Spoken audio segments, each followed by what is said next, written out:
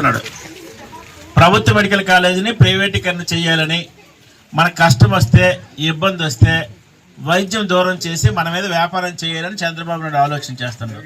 దీన్ని మనం వ్యతిరేకిస్తున్నామన్న విషయాన్ని ఈ రాష్ట్ర ప్రజానికానికి తెలియచెప్పే ఆలోచనతోనే గవర్నర్ గారి దగ్గరికి కోటి సంతకాల సేకరణ చేసి గవర్నర్ గారి దగ్గరికి మన జగన్మోహన్ రెడ్డి గారు తీసుకుని వెళ్ళి ఏ పరిస్థితిలో పేదవాడికి వైద్యం దూరం చేయొద్దు, ప్రభుత్వ మెడికల్ కాలేజీ ప్రైవేటీకరణ చేయొద్దు, ఏ పేదవాడికి కష్టం వస్తే ప్రభుత్వమే బాధ్యత పడాలనే ఆలోచనతోనే పేదవాడికి ఉచితంగా వైద్యం అందించాల్సిన బాధ్యత ప్రభుత్వం అనేది.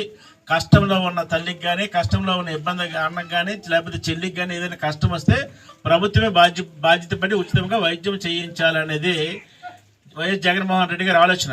అయితే ఒక పక్క చంద్రబాబు నాయుడు ఏం చేస్తారంటే, జగన్ గారేమో పేద వర్గాలకి ఉచితంగా వైద్యం ఇవ్వాలని జగన్ గారు అంటే, చంద్రబాబు నాయుడు ఏమంటారంటే పార్వతీపురంలో ఉండే మెడికల్ కాలేజీని హాస్పిటల్ని ప్రైవేటీకరణ చేసేయాలని, పేదవాడు అనారోగ్యం మీద వ్యాపారం చేయాలని ఆలోచన చేస్తున్నాడు చంద్రబాబు నాయుడు. కాబట్టి ఈ విషయంలో చంద్రబాబు నాయుడు తీసుకున్న నిర్ణయం వెనక్కి తీసుకోవాలంటే ఈ రాష్ట్ర గవర్నర్ గారికి కోటి సంతకాలు సేకరణ చేసి జగన్ గారికి ఇస్తే, జగన్ గారేమో గవర్నర్ గారికి వెళ్ళి ఏ పరిస్థితుల్లో చంద్రబాబు నాయుడు తీసుకున్న నిర్ణయం వెనక్కి తీసుకోవాలని, పేదవాడికి ఉచితంగా వైద్యం అందించాలని, కష్టంలో ఉన్న ఇబ్బందుల్లో ఉన్న ప్రభుత్వం మీద ఆధారపడిన కుటుంబాలకి సహాయం చేయాల్సిన బాధ్యత ప్రభుత్వం అని చెప్పేటట్టుగా మనం తెలియచెప్పే సంకేతంగా జగన్ గారికి మద్దతుగా తోడుగా మన అందరూ ఉంటామా?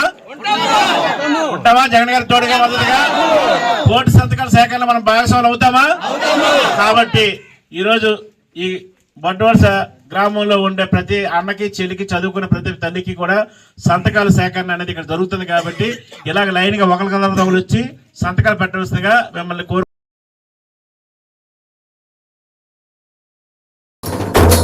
కల్లు కల్లు మని సిరిము వల్లే చినుకే చేరగా, జల్లు జల్లు మని పులకింతల్లో పుడమే పాడగా, కల్లు కల్లు మని సిరిము వల్లే చినుకే చేరగా, జల్లు జల్లు మని పులకింతల్లో పుడమే పాడగా, హరివిల్లు ఎత్తి కరిమబ్బు బాణవాడాలే వేయని, నిలువెల్ల మంచు పడగళ్ళు తాకి కడగళ్ళే తీరని, జడివాన జాడతో ఈ వేళ జన జీవితాలు చిగురించేలా, రాలసీమలో ఈ వేళ రతనాల ధారలే కురిసేలా,